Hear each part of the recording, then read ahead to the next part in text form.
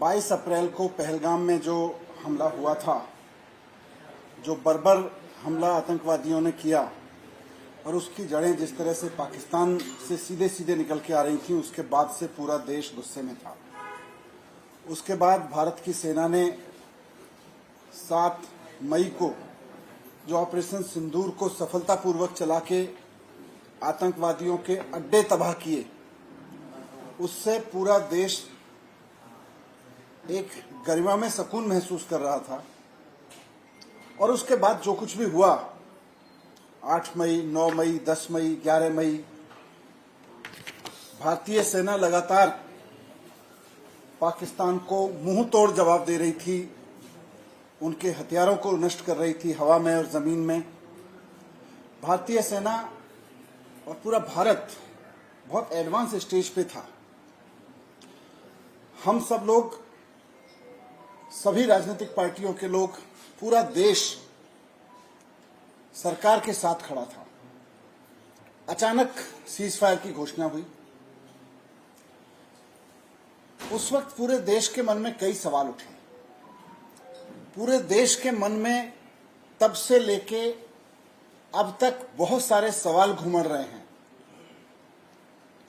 कल शाम प्रधानमंत्री जी ने जब देश के नाम संबोधन किया तो पूरे देश को उम्मीद थी कि अचानक हुए सीज फायर को लेके देश के मन में जो सवाल है, प्रधानमंत्री जी उनके जवाब देंगे।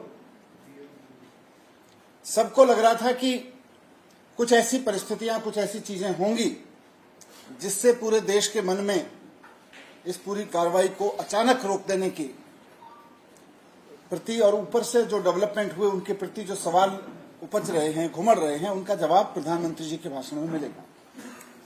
प्रधानमंत्री जी ने कल अपने भाषण में 2 चीजें इंपॉर्टेंट कही। मेरे पास उनके भाषण की ट्रांसक्रिप्शन है। प्रधानमंत्री जी ने कहा कि भारत की आक्रामक कार्रवाई के बाद पाकिस्तान बचने के रास्ते खोजने लगा था। ये बहुत बड़ी चीज है। पाकिस्तान एक टेररिस्ट स्टेट है और पाकिस्तान टेररिस्ट हमले करवाता रहा है, उसको जवाब देना जरूरी था। पूरा देश जब जवाब आप दे रहे थे, जब आप भारत की सेना जवाब दे रही थी, तो पूरा देश दिल से साथ खड़ा था और दुआएं कर रहा था। लेकिन प्रधानमंत्री जी कहते हैं कि भारत की आक्रामक कार्रवाई के बाद पाकिस्तान बचने के रास्ते खोजने लगा। परिणाम स्वरूप पाकिस्तान तनाव कम करने की गुहार लगाने लगा। आगे प्रधानमंत्री जी कहते हैं कि 10 मई की दोपहर को बुरी तरह पिटने के बाद पाकिस्तानी सेना ने हमारे डीजीएमओ से संपर्क किया। आगे प्रधानमंत्री जी कहते हैं कि पाकिस्तान ने यह कहा कि अब वह कोई आतंकी गतिविधि या सैन्य दुस्साहस नहीं करेगा। तब भारत ने भी विचार किया और आगे वो कहते हैं कि फिर हमने अपनी जवाबी कार्रवाई स्थगित की है। अब यहां से ये देखना है कि देश के मन में इस कार्रवाई को स्थगित करने के बाद से जो सवाल उठे हैं हर एक देशवासी के मन में, आप पार्कों में चले जाइए, आप नुक्कड़ पे चले जाइए, आप आपस के फैमिली ग्रुप्स को देख लीजिए, रिश्तेदारों के बीच जो डिस्कशंस हो रहे हैं, हर जगह कुछ सवाल घुमड़ रहे हैं लोगों के मन में। मैं आज आपके माध्यम से उन सवालों को प्रधानमंत्री जी तक भी पहुंचाना चाहता हूं और मैं वो सवाल आपके सामने रखना चाहता हूं। प्रधानमंत्री जी के भाषण के बाद कुछ सवाल देश के मन में। पहला सवाल है कि आप मानते हो कि पाकिस्तान आतंकवादी देश है, फिर अचानक से सीज फायर क्यों कर दिया गया? पूरा देश पाकिस्तान से इस लड़ाई में, टेररिज्म के खिलाफ इस लड़ाई में, टेररिज्म को नेस्तनाबूद करने के खिलाफ इस लड़ाई में, पाकिस्तान की जड़ से टेररिज्म को पूरी तरह से उखाड़ के पाकिस्तान को एक सबक सिखाने की लड़ाई में आपके साथ खड़ा था। और आपने कल अपनी स्पीच में भी कहा कि पाकिस्तान एक टेररिस्ट कंट्री है। फिर सीज फायर क्यों कर दिया? ये अचानक से सीज फायर क्यों कर दिया? तो पहली बात तो ये है कि अचानक सीज फायर क्यों। दूसरी बात कि हमारे पास अच्छा खासा स्ट्रेटेजिक एडवांस बना हुआ था। पाकिस्तान हमारे हवाई हमले झेल नहीं पा रहा था, रोक नहीं पा रहा था। पाकिस्तान को हटना चाहिए था, झुकना चाहिए था। पहलगाम हमले के आतंकवादी हमको सौंपने चाहिए थे। मोदी जी कह रहे हैं कि पाकिस्तान ने हाथ जोड़े और हम देख रहे हैं कि मोदी जी मान गए। पाकिस्तान ने हाथ जोड़े और मोदी जी मान गए। मैं यहां पूछना चाहता हूं कि पाकिस्तान के भेजे गए आतंकवादी पहलगाम में जब हमला कर रहे थे, जब लोगों को गिन गिन के मार रहे थे, उस वक्त हमारी बहनें हाथ जोड़ रही थी, गिड़गिड़ा रही थी कि मेरा सिंदूर मत उजाड़ो। पाकिस्तानी आतंकवादियों ने हमारी बहनों का गिड़गिड़ाना नहीं सुना, उन्होंने बर्बरता से उनके पति की हत्या की, उनका सिंदूर उजाड़ा।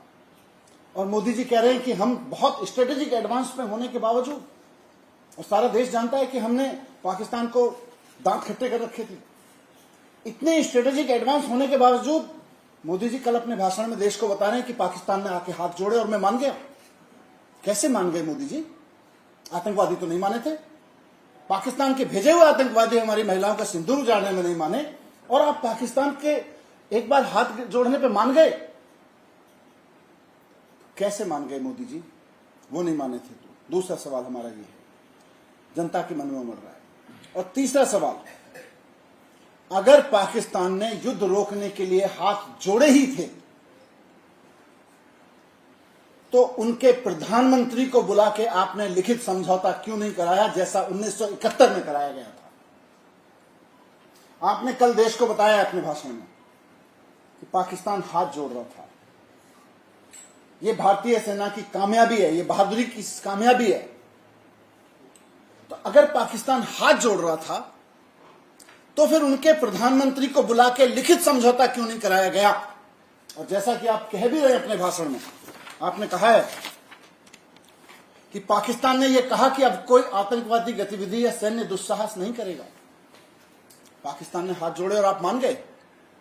1971 में इस देश में नजीर है इस बात की कि किसी के हाथ जोड़ने से यह देश नहीं मानता रहा है। प्रधानमंत्री को बुला के लिखित समझौता करवाया इस देश ने, और आज आप कह रहे हैं कि हम मान गए। तो लिखित समझौता क्यों नहीं कराया गया उनके प्रधानमंत्री को बुला के?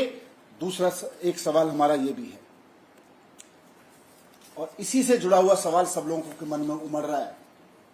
जो 22 अप्रैल से पूरे देश के मन में जो गुस्सा था कि पहलगाम के विक्टिम्स को न्याय मिलना चाहिए, आपके सीजफायर के बाद उन पहलगाम के विक्टिम्स को न्याय कैसे मिलेगा?